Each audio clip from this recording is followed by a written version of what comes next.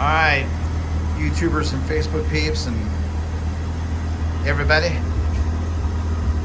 So here's my video of the Intellitronix final assembly and some things that I wish I knew.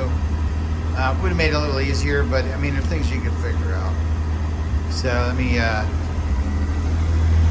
go in and open this up, do the under hood wiring, and put you down. Sorry about that. So let me shut it off. It's running. So the under hood wiring, you got your sender unit right there. That's all plugged in, and then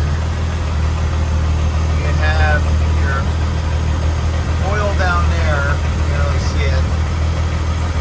They got it running up into that loom, and they got it going into the firewall right there, the back of the motor. And I need to really wash this thing. Oh, also got my, I'll show you these two. Okay, watch this. This is how it dims down when you start it. I got 10 miles on it. See how it dims when you turn the lights on, or turn them off, back on, turn them on, and they auto dim 50%. So yeah, it all works really, really well. So far, so good. I can't see my center clock. That's probably something I gotta mess with. Turn it on or something, I don't know. Turn the lights on. Yeah, and I got my LEDs on too, so I got those. Boy, you really see them flicker.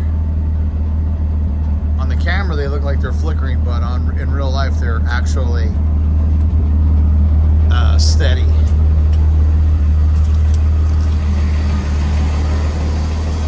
See those LEDs? Yeah, it's looking pretty good.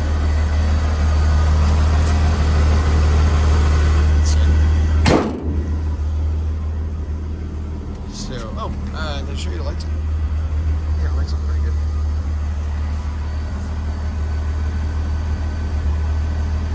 Heck yeah. Alright, so.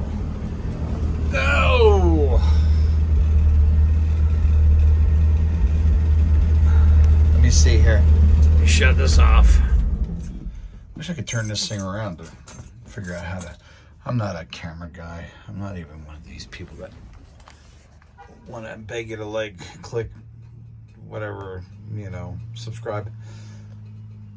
I'm just somebody who likes to fart around with cars. Let's see. So pretty basic. It all works really well. Let me see if I can turn this around and actually get a video of me. Yeah, there we go. Let's try this. What could go wrong? The wiring schematic is pretty good. I mean, it's okay, but you have to really read it and understand it on how to hook things up. And this was kind of baffling for me because I never had to really deal with a GPS unit before. So my biggest concern or wonder was because they give you two of them. They give you, well, you can order it with the adapter for the transmission, and then it's a hard wire into the back of the cluster. I wasn't sure if you just threw the GPS unit and wired that in behind the dash and you were done, or if you had to still use the adapter. Turns out that you don't. What you do is you just get your GPS unit and put it behind your dash, plug it into whatever one it fits for your vehicle, and then it's all automatic. So my speedometer and my the odometer seems to be pretty right on. and it's an easy plug and play. So you just basically power up your GPS unit. You run your power, your ground. There's a choice of 3 different wires for settings on how, for calibration purposes, and you'll read the instructions for that. You plug in the appropriate wire for your application, and then you run the GPS, receiver, and make sure that it has open sky. Now, I wasn't sure if it would work inside of a windshield on my dash, but it turns out it works really fine, so you can place it there. So that was pretty easy and user friendly, and I was making it more up in my head that there was a lot more to do, because I'm the old school hard wire guy. This new electronic stuff is all new to me. The dash one and the wiring, I would suggest getting a Deutsch connector, like a 12 pin, and use the wires that they give you for the pigtails going in and then coming out, and then using that to wire into your existing loom. On my C10, you had to cut out the circuit board connector, the one that went to the back of the original speedometer cluster, and a couple things on my cluster, since mine was the single. It had the idiot lights, and then the speedometer, and the gas gauge, and that's all mine had. So my wiring plug was a lot different. Well, not a lot different, a little different. There were some wires that were in different holes on the back of the plug. There were also some wires that used the same color, which, if you can believe that.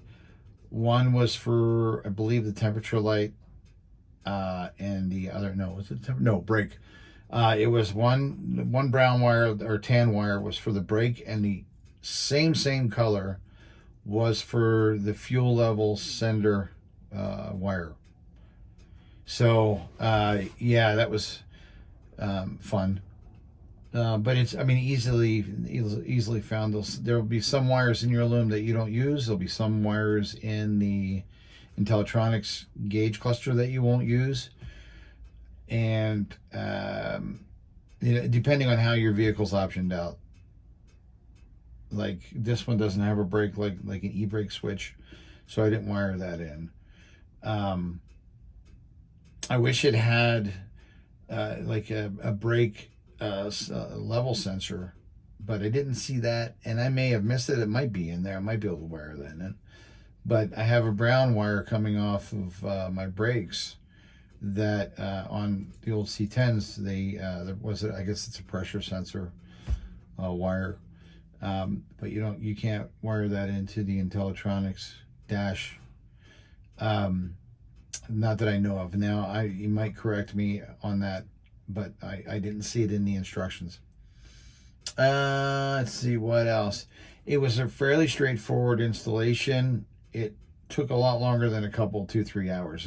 It's a day job, so be ready for that. If you want to do a clean installation, run your wires, make sure they're really tucked up underneath your dash really nice. Using a multi-pin connector to make sure that you can actually pull it out and service it if you need to, instead of having to pull it out and cut wires. I strongly recommend that you don't hardwire it, because you will have to pull it out to service stuff that will, like the wiper washer switches or the headlight switch. You want to be able to pull your dash out to service those, and that's outside of the dash. Sometimes you want to pull your dash out just to get to all the stuff behind it, for whatever reason. So don't hardwire it. You can if you want, but I would suggest getting a multi-pin connector to do it right. Other than that, so far I'm really happy with it, Intellitronix. And I ran into their booth at SEMA a couple years ago, which prompted me to buy the product, because it was extremely affordable, and it basically covered everything that I needed to do. And it gave me gauges where I didn't have gauges before. Now I have oil temp, volts and fuel, RPM, and my speedometer. And in the middle you have a clock, although I got to figure out how to get that working. But I'll figure that out. Anyway, that is my video of the installation. Everything turned out really clean. Up underneath the dash is really clean. The wiring underneath the hood was really clean. The only thing that's outside of the, underneath the hood really is your your temperature sensor, your oil sensor, and your tack wire. So you have to wire that, you have to wire the green wire to the tack side of your distributor. And they give you instructions on how to do that if you're running the old point style or if you're running HEI. So it's all pretty self-explanatory. Anyway, I just thought I'd check in, actually put my face on video so that everybody knows who I am. Anyway, peace out. And, build cars, man. Have fun.